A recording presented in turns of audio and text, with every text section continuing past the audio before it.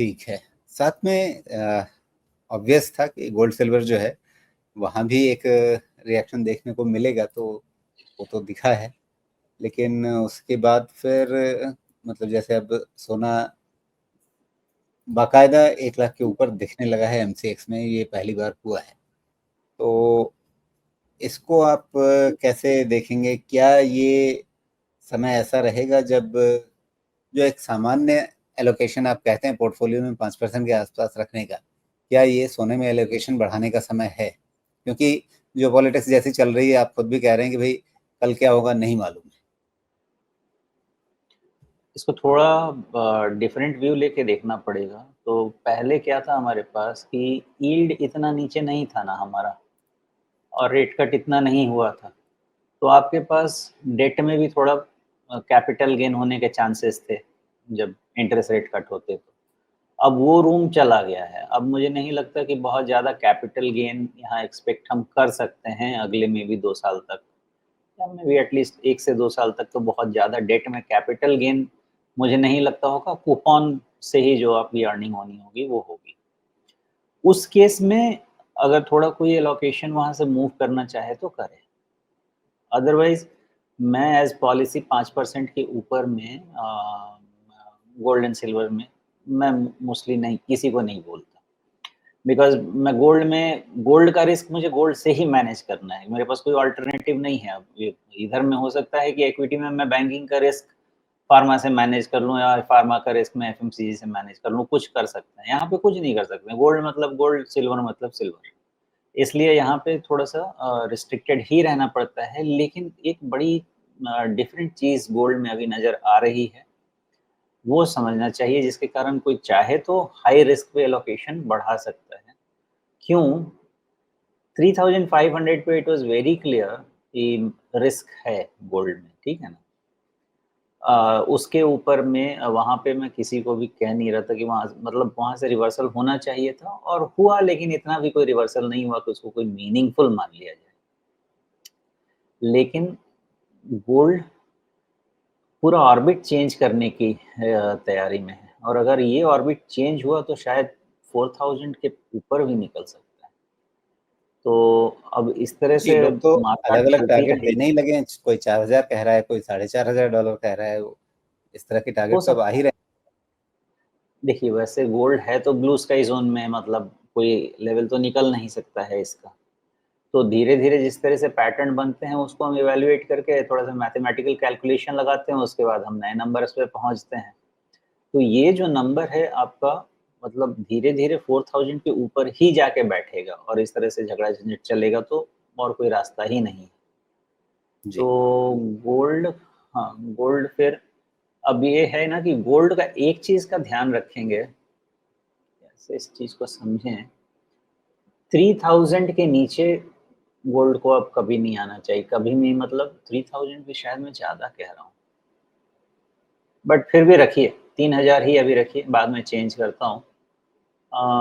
3000, 3000 या 2900, ये रेंज का डॉलर का आप रख लीजिए। हो सकता है $100 से मैं मिस कर सकता हूँ, क्योंकि मैं बड़ा व्यू ले रहा हूँ अभी।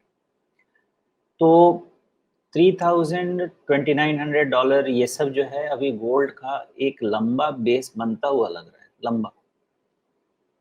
और ये बेस शायद तब तक ना टूटे जब तक कि 4000 या 4000 के ऊपर एक बारी गोल्ड घूम ना ले। ऐसा देख के तो यही लगता है। तो बाकी गोल्ड की कोरिलेशन किससे निकालें? तो गोल्ड की कोरिलेशन ज़ेलेंस्की से निकाल लें, पुतिन से निकाल लें, इधर में नेतन्याहू से निकाल लें, इनसे कोरिलेशन निकालेंगे गोल्ड का।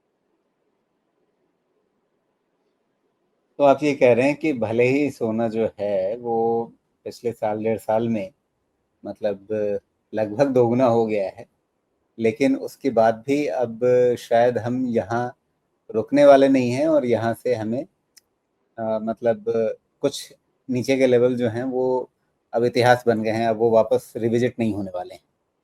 लगता तो नहीं, लगता नहीं है।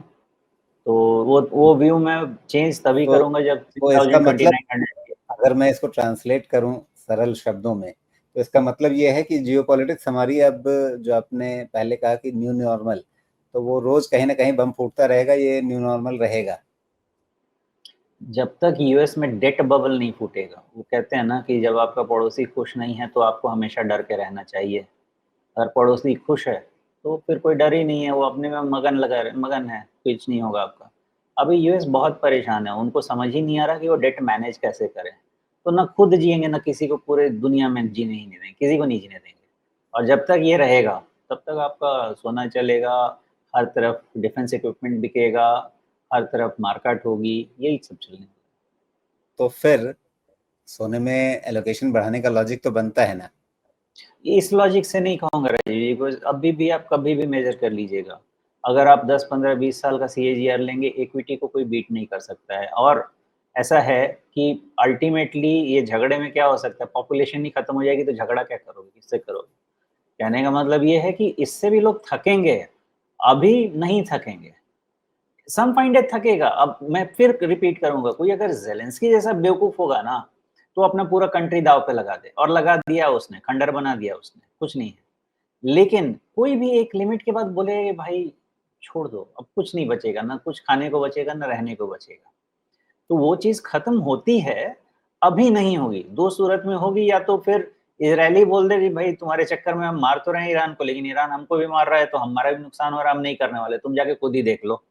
है जी। ना? अभी तो वो मज़े ले रहे हैं यूएस वाले बैठ के। नहीं, लेकिन अगर मुझे गोल्ड में 20% का अपसाइड दिख रहा है और इक्विटी में जियोपॉलिटिकल अनसर्टेनिटी दिख रही है, तो ये एक स्वाभाविक लॉजिक बनता है कि थोड़ा सा वहां पर हम पैसा ज्यादा लगा दें।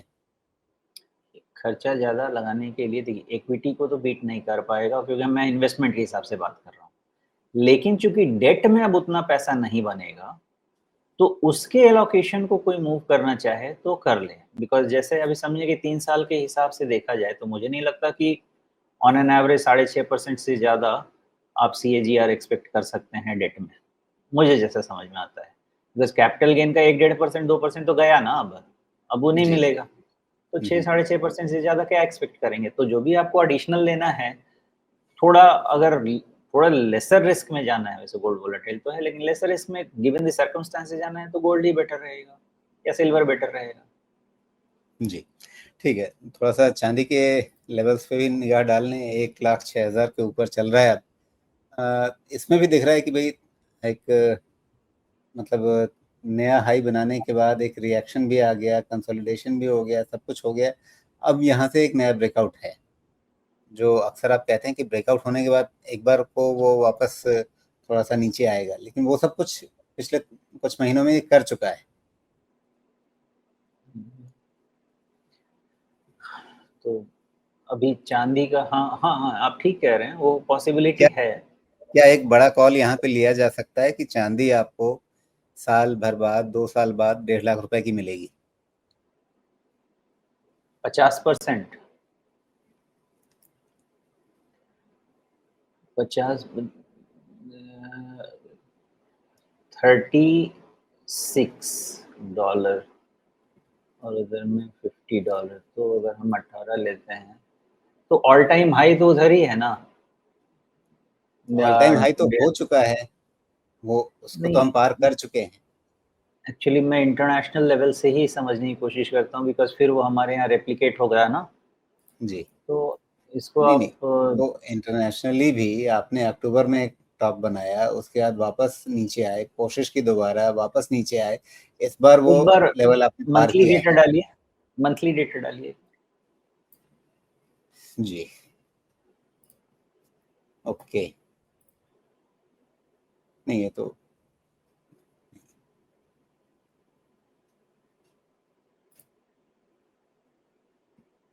और इसको ज़ूम आउट कीजिए, ज़ूम आउट ही बोलते हैं, नहीं क्या बोलते हैं? ज़ूम इन कीजिए और डेटा लाइए। अभी और डेटा तो नहीं आ रहा है ये, लेकिन हमारे पास ये ये 2017-18 से ही डेटा, आ रहा है। हाँ, डेटा थोड़ा कम है यहाँ पे, बट एनीवेज़, तो आपने जो बोला उसका जवाब मैं वही देना चाह रहा था कि ये पॉसिबल है। आप जो कह रहे हैं ना 50% का, ये पॉसिबल है। रीज़न ये है कि गोल्ड के अगेंस्ट सिल्वर का रन नहीं हुआ है, जितना होना चाहिए था। ओके? तो मैं मोस्टली जो मेरे प्रोजेक्शंस थे, यहीं तक थे, 36 35, 37 इससे ज़्यादा के मेरे प्रेडिक्शंस नहीं थे।